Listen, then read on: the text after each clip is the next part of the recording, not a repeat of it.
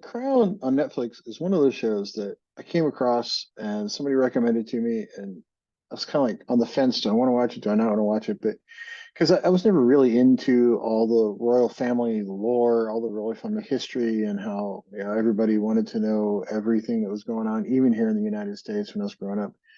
There was a lot of people that traced every movement of it. Probably not nearly as much as in Britain, obviously, but here there were at least some subset of people who like, oh my God, the Queen walked across the street today. Everybody knew everything. Um, but when I started watching the show, it caught me as sort of a really surprising kind of show because there's a lot of depth to the writing. The casting is perfect. The actors are world class actors. And there was a lot of things I didn't know about the history of the Queen because I just never really. I mean, I may have known, but it was in passing. It wasn't like in detail. Um, because you knew that her uncle abdicated and her father became king. She should have never been queen. You know those things, right? Those were kind of just out there. But what really went on with her uncle? Why did he quit? Well, I didn't really understand that it was because he wanted to marry someone who that he wasn't allowed to marry, or wanted to be with this woman who he wasn't allowed to be with. So he was like, okay, well, she's more important to me than the crown. There might have been other reasons behind that, but at least that was the public facing reason, and that was what the show got into. In later seasons, we'll cover that later. I'm talking about season one, episode one, this video. But the thing that got me as I watch, especially even the pilot, is that everything's a show, right? I mean, not, I mean, obviously the crown is a show, but I mean, the royal family is, it's sort of everything is stage managed. Every movement is discussed by committee. Everything is like, okay, when you get out of the carriage, here's exactly how you do it, right? Everything is managed to the just nth degree. Even to the point where, we see in this first episode, her and Philip are getting married, when Elizabeth and her husband Philip are getting married, and even the vows we find out were kind of discussed by committee because Winston Churchill and others didn't want her to use the word obey because God forbid the Queen obey somebody like her husband. And I'm not saying husbands and wives should obey, but the Queen insisted on that word being in there because traditionally, that's in wedding vows, and she was a very traditional person, so she kind of bucked tradition from the get go. Because first off, she probably shouldn't have ever married, Philip, because he wasn't tradition, he wasn't royalty, right? So a whole lot of stuff going on that kind of says the Queen is not, Queen Elizabeth was not your average everyday queen. She had a slightly different viewpoint on the world than those that came before her. But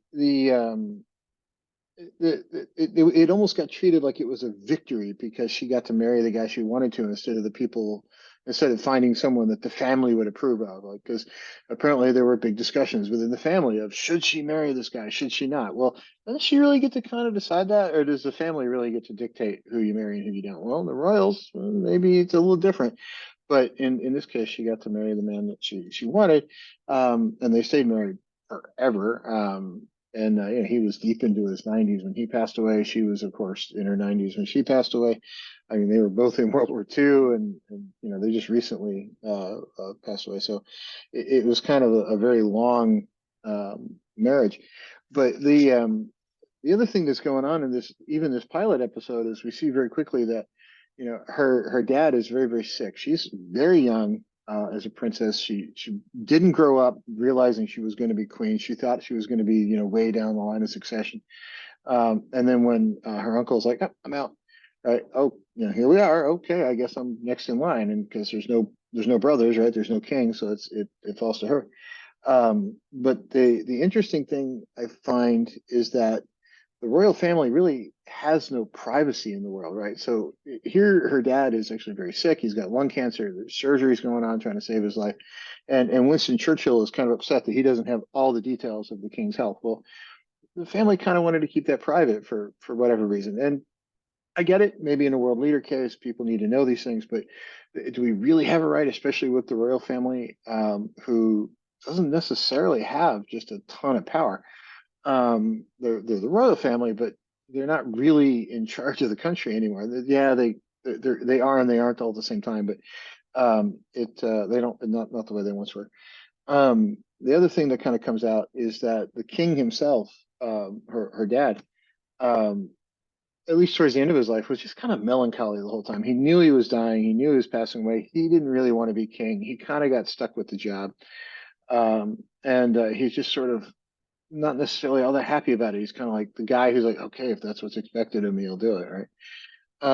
But the thing that gets me is at the very end.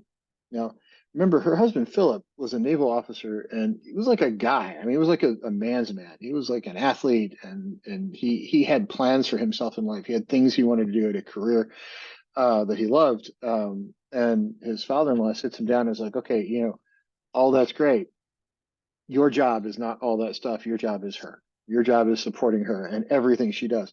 So here's this guy that, in and of his own right, had the world at his feet. He could have done anything he wanted. He was very talented. He was a naval officer who was not a joke as a naval officer. He was very real in that.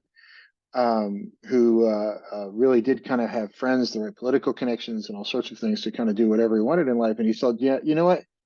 All that's cool, dude. And go sit down and support your wife." And remember, this is not 2023 when he's being told this. This is way the hell back in the mid 1900s, when expectations and gender roles were significantly different. I'm not saying those gender roles are right or wrong. I'm saying they were different. But he was sat down and told, dude, take a back seat. She's really the thing that really matters. And he did it. I mean, he may have gotten grumpy about it on occasion, but throughout his life, he did support his wife. He did make sure that she kind of came first. There might have been fights about it. They were married. Fights happen. He may not have been totally happy about it, but he did the right thing. But even as a pilot, the whole thing kind of pulls you in. And the thing that struck me watching the pilot this time through was that um, the royal family has been in England for ever. Um, and now it's kind of like being looked at like, do we really need it? Is it really necessary? Does it add any value, or should we just kind of forget the whole thing?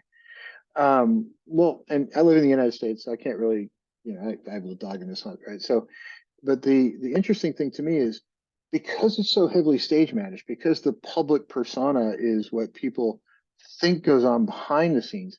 And in the 1940s, 50s, 60s, to a certain extent, less in the 60s, the 40s and 50s and previous, even back in the 1800s, you could stage manage that.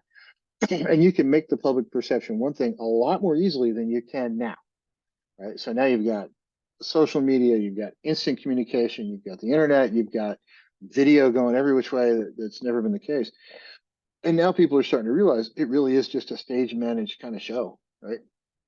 And is it necessary? Is it really something that's needed? Or can we just kind of like set it aside and go on and just elect a parliament and deal with it that way? So I'm going to really kind of break it down episode by episode this time through, because the show actually does have so much depth to it, and so much sort of fantastic writing, and it's so well acted and so well directed that I think it's worth really looking at carefully, to look at, how do they portray the Queen? How do they portray Prince Philip? How do they portray the family life, and how things kind of progress? But to me, the show, argue the historic accuracies all you want, I think the show makes an important point in that it's not, the royal family's life is not exactly what you think. And I want to say and feel sorry for the royals. I'm saying it ain't exactly what you think when you get up to that level. Whether it's the royal family, billionaires in the United States, Elon Musk, Trump, high-end politicians. When you have a family, or a situation where you're that well known, or you're that much of a public interest, it's not exactly what you think. It's a much different world. So we're going to dig through it a little bit, episode by episode. But this first one really kind of hits the ground running, and shows that their life is not really their life, right? Everybody wants to know every little tiny thing. She, did not really grow up thinking, I'm the queen. Her uncle kind of ran off to go marry somebody else. So here she was, the person who shouldn't have been queen, who was queen longer than anybody ever. And I think people would argue a fairly effective world leader for a lot of years. Was she the perfect world leader? Well, I'm not a historian, but I remember growing up thinking, wow, when she talks, people actually listen, and maybe she could have handled things better, especially when it came to her kids and Diana and that whole thing. But when it came to politics and international conflict and economics and all that stuff, that I think she was a very effective leader at. Family stuff is a whole different argument, but those are two different worlds. So we'll dig into it episode by episode and kind of talk about it. So drop your comments below and subscribe.